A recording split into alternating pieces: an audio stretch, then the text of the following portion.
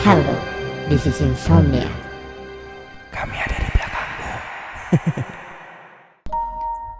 Halo semuanya, aku mau berbagi pengalaman seram saat aku pergi les di malam hari. Itu adalah pengalaman terseram yang masih aku ingat dan sampai bikin aku trauma untuk nggak lagi berpergian sendiri malam-malam.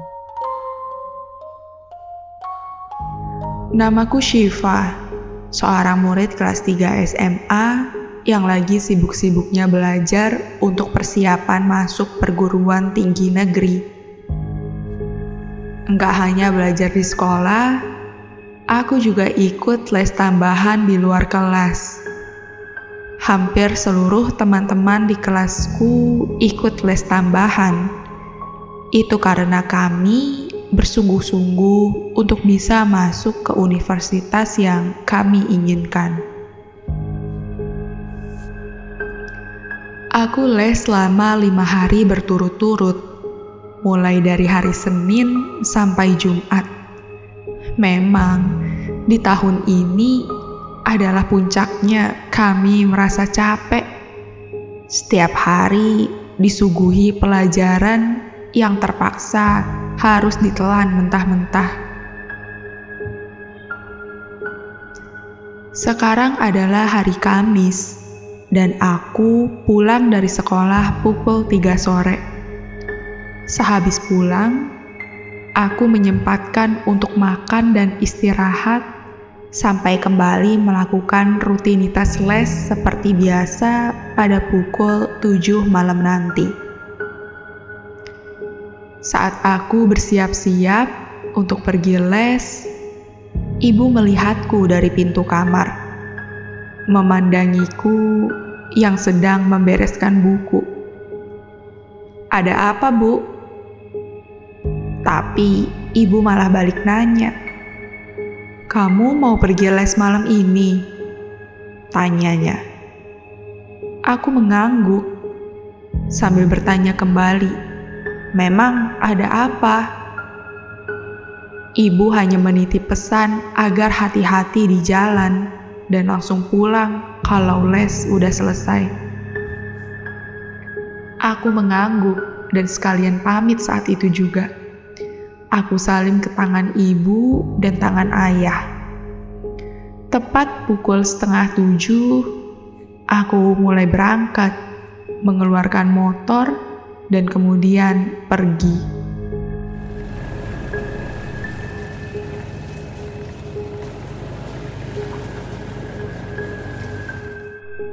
Jalanan daerah rumah menuju jalan besar itu masih minim pemukiman.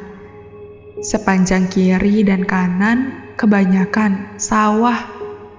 Ada sih rumah, tapi rumah penduduk di sini masih pada berjarak. Dan walau penerangan di sini sudah cukup terang, tapi karena banyak sawah, tetap aja kelihatan gelap. Sepanjang jalur ini, suasananya sepi sekali. Aku tiba-tiba jadi kepikiran sama ibu. Nggak biasanya dia ngasih pesan seperti itu. Soalnya ibu kan orangnya cuek banget. Sampai tak terasa, lamunanku terhenti di tengah-tengah jalan.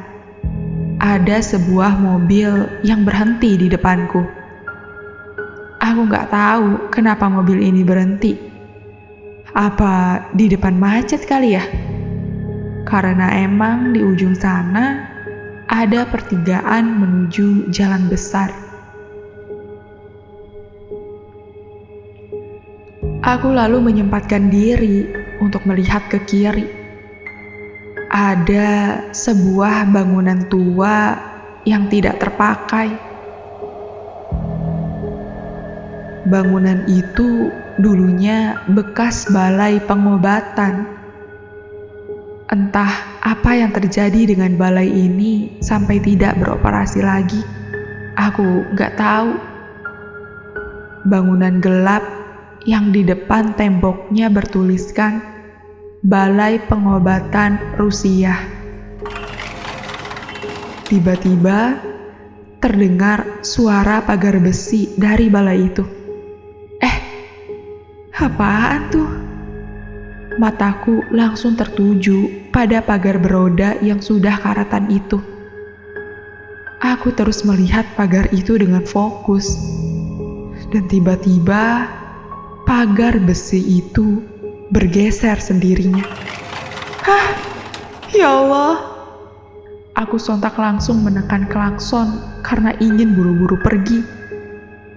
Tapi mobil di depan belum juga jalan dari tadi. Aku gak berani lihat ke balai itu lagi. Dan tanpa pikir panjang, aku langsung menyalip mobil yang ada di depan dengan cepat. Diriku benar-benar panik. Gila, serem banget. Aku benar-benar ngeliat kalau pagar itu kebuka sendiri. Selama di jalan menuju tempat les, diriku gak henti-hentinya memikirkan kejadian seram tadi. 15 menit kemudian, aku pun sampai ke tempat les. Aku langsung menuju kelas, dan saat aku lihat, baru ada 2 orang yang datang. Biasanya yang datang rame, tapi kenapa sekarang sepi banget ya?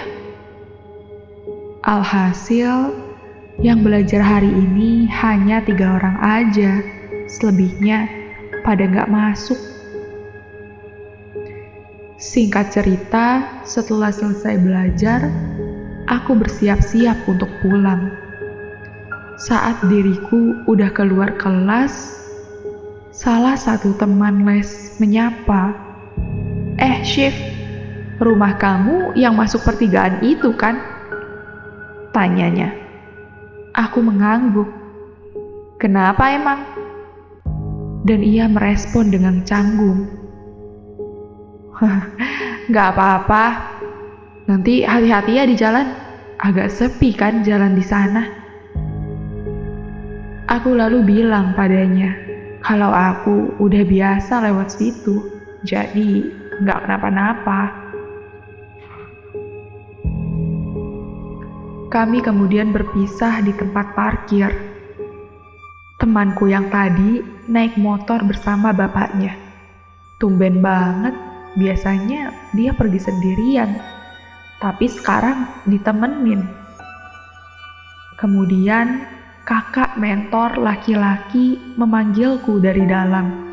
Yang lalu aku pun masuk kembali. Ada apa, Kak? Tanyaku padanya. Itu tadi kakak kamu di luar nungguin kamu loh dari tadi, ucapnya. Hah? Kakak? Aku jadi bingung siapa kakak yang ia maksud. Kakak siapa, Kak? Tanyaku lagi. Tadi, selama kamu belajar, dia nunggu kamu di motor. Omongan mentor ini terlihat tidak bercanda. Aku perlahan mengintip ke motorku yang ada di luar untuk memastikan apakah orang yang dimaksud mentorku ini masih ada di sana. Tapi di sekitar motorku itu tidak ada siapapun. Emang orangnya kayak gimana? Tanyaku serius. Mendengar pertanyaanku, kedua alis sang mentor mengerenyit. Dia bukan kakak kamu toh. Terus tadi itu siapa? Aku menggeleng tidak tahu. Itu mungkin orang iseng kali, Kak, yang duduk di motorku, ucapku.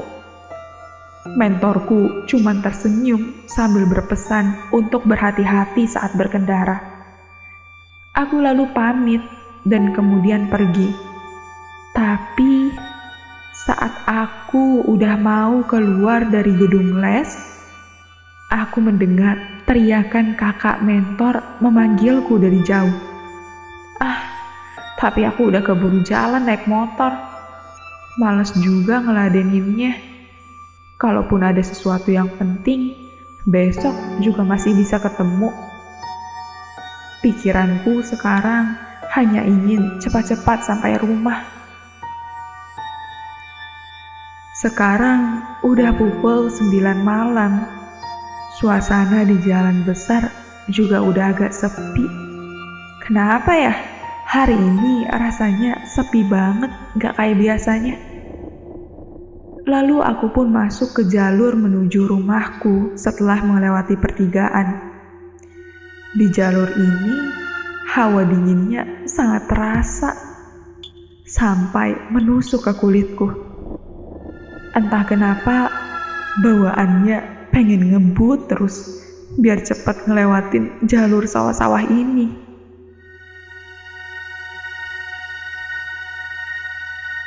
Pedal motor kutarik dengan cepat, tapi tiba-tiba mesin motor mati seketika. Hah, ya Allah, kok mati sih? Motor pun berhenti tepat di depan balai pengobatan tadi. Tubuhku mendadak merinding. Aku terus-terusan menghidupkan motor, tapi tetap gak bisa hidup.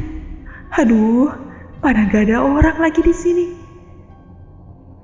Di sisi kiriku itu sawah, dan di sisi kananku itu adalah bangunan balai pengobatan yang tidak dipakai itu.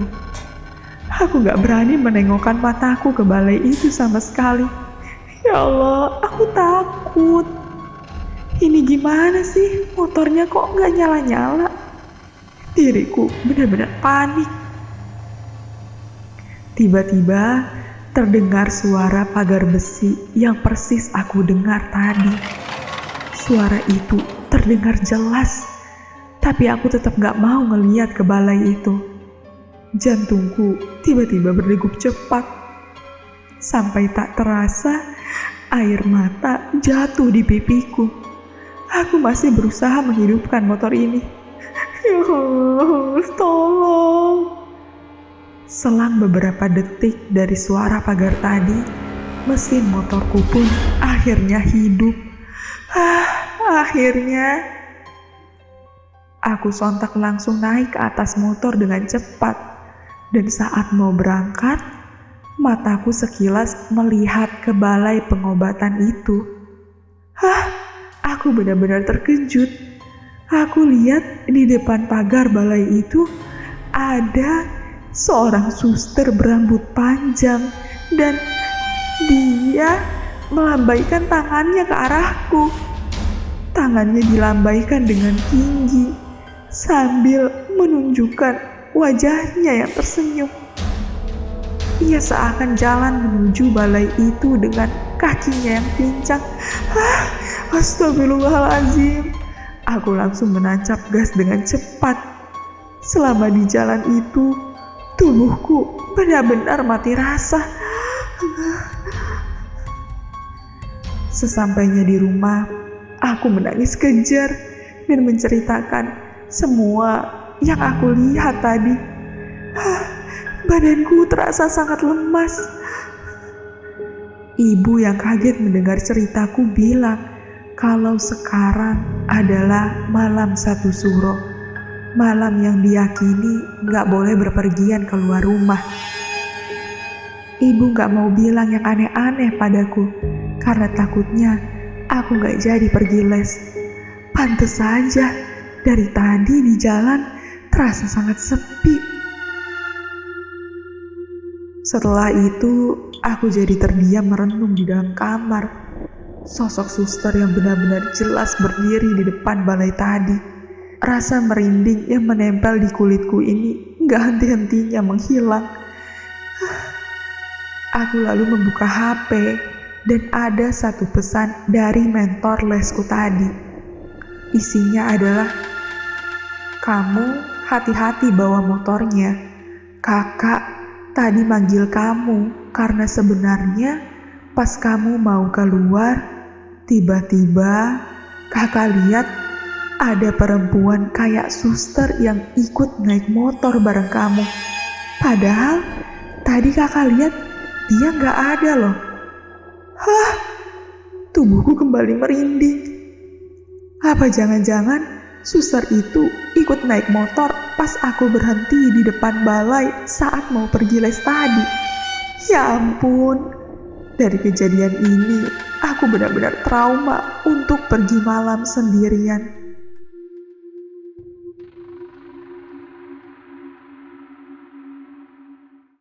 Gimana penonton untuk konten kali ini? Menurut kalian cerita ini nyata atau tidak? Jangan lupa tulis cerita horor kalian di kolom komentar.